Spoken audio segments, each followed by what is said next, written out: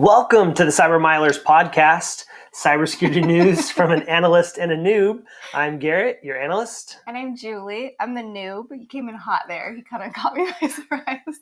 Well, I liked it. Today let's start off with some exciting news. The Cyber Mylers podcast got a sponsor. Yay! Yeah. But to be fair, I don't think podcasts as small as ours typically get sponsors. No. Full disclosure, I happen to work there. So that's kind of how we got the hookup. But it's Red Trident Inc.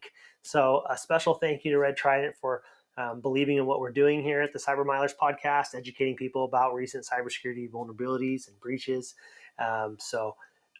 Thanks. Yeah, and to celebrate our partnership with Red Trident, we're doing a special edition podcast.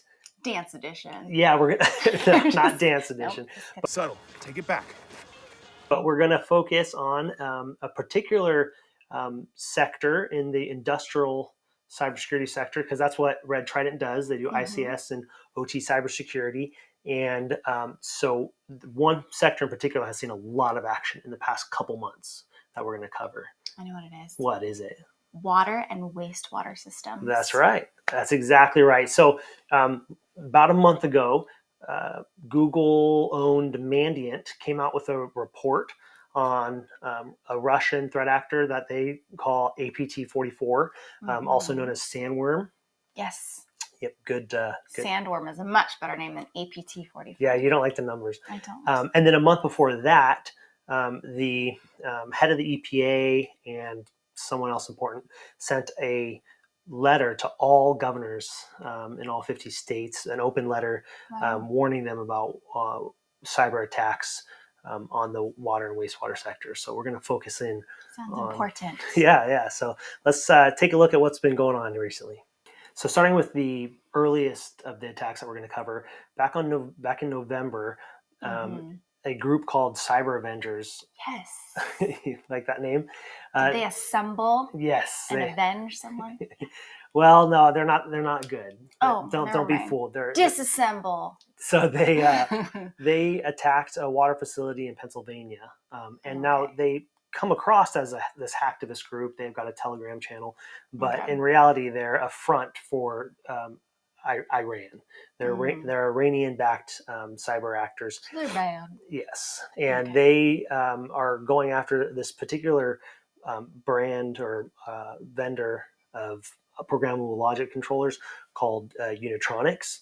So they had this pretty big vulnerability. If you didn't change the default password, it was 1111. Oh no! I think that was one of the 1 2 3 4 password, all lowercase. Yeah. It seemed like that's probably a big way of how they're perpetrating this attack. But so they basically left this note on the human machine interface on the screen, basically saying you've been hacked. Every equipment made in Israel is a Cyber Avengers legal target. So they're basically it's they're just trying to stick it to Israel, I guess. It's guilt by association. How dare you buy an Israeli product? And we hate Israel, so therefore we're going to attack you for buying their products. So just kind of northwest of Pittsburgh, small little town, and there was no real impact on this one. They basically switched to manual, and that's what you'll see in a lot of these attacks. They just switch to manual, and they're like, okay, let's. Guess we're gonna have to do it old school. Yeah. Let's kick them out of the network, but no public drinking water was impacted. So that's great. Yeah, except they kind of kept going.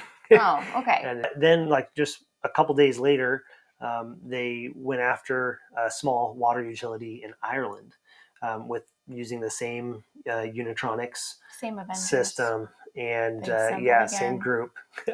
And this one actually was the greatest impact that any of the attacks we're covering had by far. But still, it was not devastating. They 160 homes went with water outages. I couldn't tell if they were completely didn't have water, or if it was just kind of outages, kind of here and there. Intermittent. Yeah, intermittent, affecting 160 homes. But yeah, for 2 days, worst case scenario, 160 homes didn't have water for 2 days. That's not good. Boo. Yeah. Not in Ireland. Yep. And around the same time as the attack in Ireland, they struck Estonia. They were just on fire. They're just Yeah. like, get them. Yep. And I kind of feel for Estonia because they border Russia, and that's kind of a hot issue right now. They got their attention. No one wants to be in Russia. Yeah, so they've got their attention on that, and then all of a sudden they're getting hacked by Iran now too, just because they happen to buy Israeli equipment. So. Why is everyone picking on me? Yeah, but fortunately, again, very minimal impact. Good. I mean, okay. So now we finally get to move away from the Iranian hackers and talk about the Russian hackers. Oh, yes, what I've been waiting for. So APT-44, also known as Sandworm, they went after small towns in our home state of Texas. No. Not cool, man. No, you don't mess with Texas. Yeah. Don't mess with Texas. Yeah, they never got the memo, apparently. So they released a video on January 18th of them actually like inside the network of two small towns. And I've actually got a short clip of it. So let's go ahead and watch that. Yeah. I love the theatrics at the beginning. Oh, they did this? Here we go.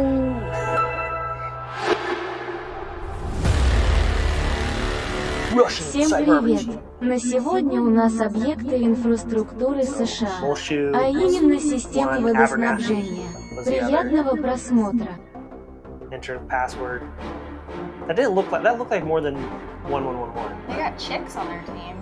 Oh yeah. That was a Russian cyber army team. Or they're just kind of like, look what I can do. Yeah, no alarms yet. So then they set the set points for the well. Yeah, it's like on steroids. I think they sped it up. Steroids, let's call it that thing. Yeah. So they increase the set points, which this actually in Muleshoe, they actually did experience a minor impact of a well like overflowing. But they came out, had a statement like no people's water were impacted. There was no threat to the public safety or anything like that. That's good. But like some water spilled. Oh no! A well overflowed, or some tank or something They say overflowed. there's no use crying over spilt well water. Yep, they do say that. They do say that here in Texas. So moving on, it's not just the Iranians, it's not just the Russians going after water and wastewater systems. Who else can we invite to this party? It's the Chinese. Oh, of course. The Chinese are at it again. In February, multiple government agencies across both Canada and the United States issued a cybersecurity advisory warning about Chinese threat actors called Volt Typhoon.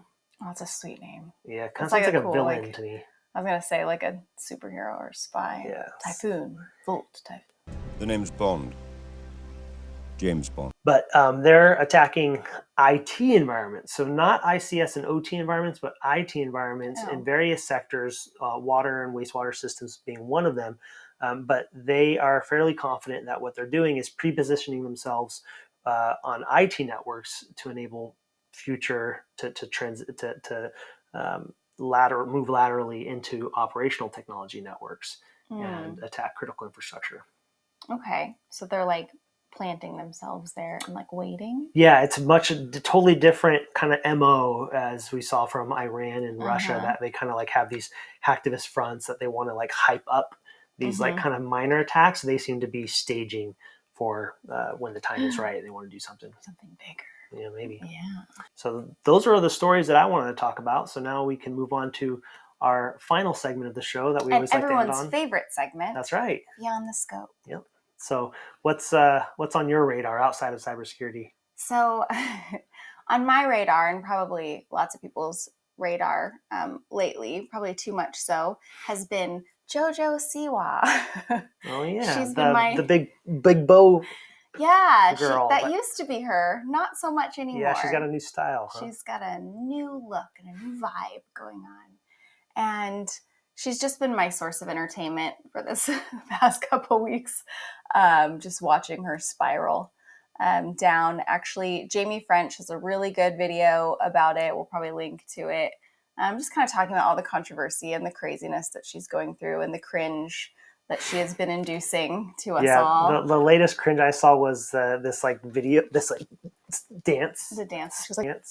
That Yeah, dance. something like that. Yeah. Yeah, it's good. Gave me a headache doing it. It doesn't look like a dance. It looks like you're having a seizure or something. Yeah. Anyways. Yeah. He hasn't seen the full music video. It's pretty bad. But she just probably not my style.